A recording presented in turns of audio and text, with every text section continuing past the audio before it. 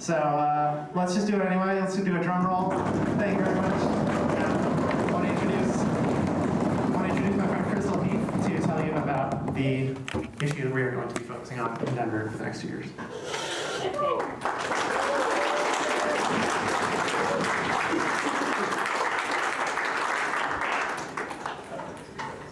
Last month, I was in New York, and that's where Hudson Valley Foie Gras is. I spoke at Cornell University and Long Island University, and on my way, driving from Long Island to Ithaca is Hudson Valley Foie Gras. And there's also another little foie gras place called La Belle. This is what it looks like. This is a picture I shot. This place brings in, according to their data, $4.2 million per year, and they have 22 workers that have to force feed these birds 3 times a day.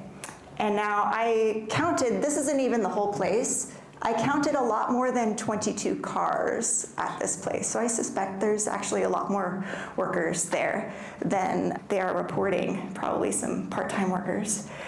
I'm a big believer in not really debating what the industry says, but instead just shining a light on what the industry says, which is why I'm wearing this t-shirt. This is what they have said about me, made this meme, warning everybody to beware that I am a dangerous animal rights activist, merely for putting words on the internet. And they felt the need to share this with all of my veterinary colleagues. So I'll just play the video of how the industry defends itself, because I think that's really illuminating. So yeah, sorry, trigger warning, I should have said something. But this is what they feel is fine advertising for them. And I really wish we could hear what they're saying. Maybe I can. The process takes about between 10 and 15 seconds, and then we take the next one. Every employee has 300 and some ducks to his responsibility, and he feeds them 3 times a day for about 3 weeks until he finishes them and they got to the right size, and then we take it to the processing plant. Farmers care very, very much about their animals.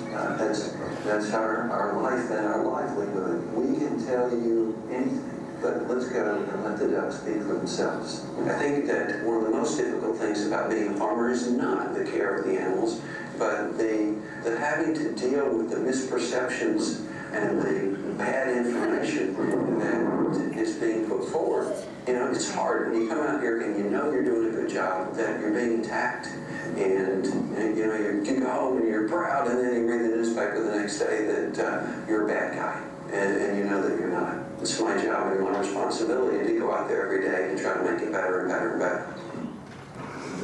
So we've seen this before. This is a common tactic. It's DARVO, deny, attack, reverse, victim, and offender. And that's exactly what they're doing here. And we're all trying to make this campaign very simple. They're going to do everything they can to make it very, very complicated for people to not quite understand what's going on, and they're going to make people feel very, very bad for these poor producers, merely trying to provide a product that people want. So yeah, on one hand, they're making millions of dollars from force-feeding ducks. On the other hand, they're all sad because people feel really bad for the ducks.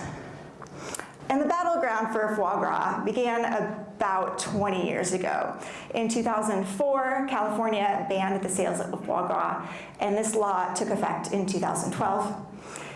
In 2004, when that bill was introduced, the American Veterinary Medical Association House of Delegates was presented with a resolution opposing the practice. And this article points out most delegates knew little about foie gras. Veterinarians knew little about foie gras. So the resolution was referred to the AVMA Animal Welfare Committee for study. And then in 2007, the Connecticut Veterinary Medical Association submitted this proposed resolution to the AVMA House of Delegates, which states, resolved that the American Veterinary Medical Association approves that the production of foie gras in accordance with the AVMA Welfare Committee guidelines is an acceptable agriculture practice. So why did they feel the need to go through all this trouble to defend this practice? Well, after all, like veterinarians, we enter this profession because we care about animals and we want to protect them. why stick your neck out there to try to defend it? Well, here are some of the foie gras supporters. This is Connecticut delegate Ned Shinkman. He explained that his state VMA submitted the resolution so that the House of Delegates would go on record as supporting foie gras as a humane practice. It's time to take proactive, definitive stand, he said. But why?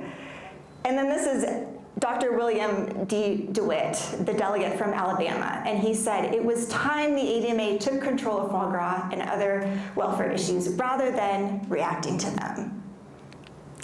But there was one veterinarian who decided to speak out and go against the practice. This is Ernest C. Godfrey, the delegate from Florida, and he said, I think this is a PR nightmare. It would be a mistake for us to go on record supporting this. The public won't get past images of ducks and geese being force fed. And just one voice changed everything. Most delegates agreed with Dr. Godfrey, and the resolution was disapproved. So for whatever reason, the American Veterinary Medical Association seems to hate animal rights activists more than they love animals. Yet at the same time, the AVMA is trusted by politicians, veterinarians, and the public a lot more than animal rights activists, unfortunately. Now, don't get me wrong, I love being an animal rights activist, but on those occasions when I did want to be taken seriously, it was difficult to overcome that deficit of credibility I had created for myself.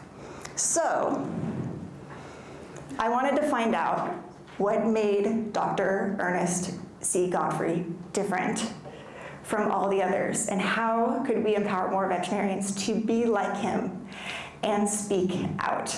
So I decided to conduct a variety of elaborate role-playing scenarios to determine how veterinarians were being conditioned to betray their conscience and simp for giant corporations that exploit animals for profit. This involved me how long ago? To apply for, be accepted in, and graduating from the UC Davis School of Veterinary Medicine, and then passing national boards. And unfortunately, my tuition was not covered by HBO. I discovered that the system of incentives in veterinary medicine was backwards. Students were being punished for listening to their conscience, speaking up and objecting to the practices that betrayed their veterinary oath, and being rewarded for staying silent or reciting industry propaganda, and working with corporations that exploit animals. This commentary was published by the Journal of the American Veterinary Medical Association, and they used the Janus metaphor to imply that foie gras has two equally legitimate faces, one rooted in culture and economics, and the other in ethical and animal welfare concerns. Plus, this was written by non-veterinarians and published in a veterinary journal. And you can scan the QR code here for this paper and other foie gras welfare papers and all of the rebuttals that were written for this article. And it includes this graph that describes the socially optimal level of production from the perspective of human foie gras consumers. And those thought to be harmed by foie gras, which they only defined as those who supported bans on foie gras, but they assumed equal numbers of each. And this graph does not even consider the perspectives of the ducks who are force-fed. And they conclude that this model supports the notion that elimination of foie gras should be orchestrated through a political, not through a political ban, but rather through social activism targeted at educating foie gras consumers, which is a pretty weird take for an association that wants to punish animal rights activists. But I guess we're social activists now, not animal rights activists. So this is Dr. Deborah Teachout, and she was brave enough to draft a letter to the editor questioning some of the assumptions made, including their point that migratory waterfowl naturally overconsume and their liver grows large and fatty prior to migration. And Dr. Teachout points out that the species used in foie gras production are not migratory. And they say like, oh, the birds, they have an esophagus that allows them to swallow large fish, but it's not made to swallow a metal rod either. And then the AVMA published this literature review on the welfare implications of foie gras production.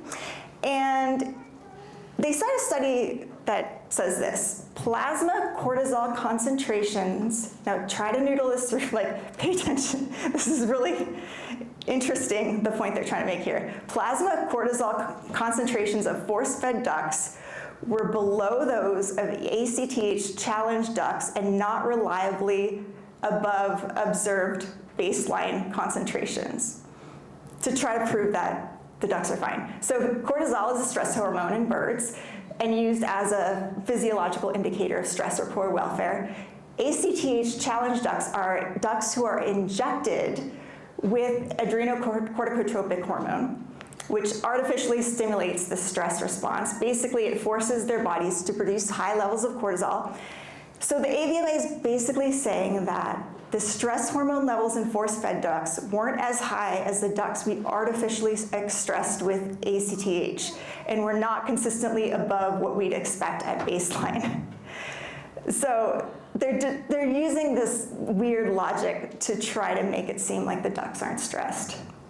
And they conclude that it is presumed that under ideal conditions, force-fed ducks will not experience injury or liver necrosis and will retain the ability to stand and move around and can be transported to slaughter without injury, which seems like a very utopian perspective. So I needed to create a scenario in which veterinarians could practice taking a stand against faulty data and foie gras without suffering any real-world consequences like this. So I created a NAVLE test prep program in which the correct answers would subtly indoctrinate veterinary students into taking a stand against foie gras. So here's one question as an example. A 12-week-old duck presents with esophageal trauma, liver hypertrophy, and behavioral signs of distress. What is the most appropriate treatment? A, supportive care and dietary modification. B, immediate euthanasia, followed by sale of liver to a fine dining establishment. Reassurance that the liver is not even that big by French standards. Or D, supportive care, followed by press interviews and a release to a sanctuary. Of course, the correct answer here is D.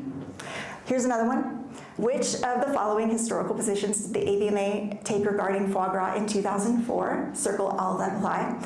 Explicit opposition, full-throated endorsement, suspiciously neutral, like someone claiming they needed more evidence about clear war crimes, or corporate bootlicker. The answers here that would be accepted are C or D. So we have more, of course, but our efforts paid off, and now more veterinarians are speaking out against foie gras. I actually didn't make that test prep, but it's a really good idea, I think, and I think we should do it. So Gary Block said the fact that we have to ask vets their views on stuffing a large metal tube down an unwilling animal's throat, force-feeding it to create a diseased liver, and then killing the animals to eat this diseased liver says a lot about how far we still need to go when it comes to animal welfare in our profession. And there's more. Foie gras equals animal cruelty, plain and simple. Anyone who eats this or in any way is involved in its production supports the cruel and inhumane treatment of animals. Horrific is illegal here and should be illegal everywhere. I didn't know it was illegal in Washington, but it's a cruel practice perpetuated merely for tradition and taste preferences of humans. So we have lots of veterinarians now who are supportive of a ban on foie gras, and they are here to help. So if you have any questions or want to collaborate with the veterinarians, please feel free to reach out. See Heath at ourhonor.org. And that's all I got.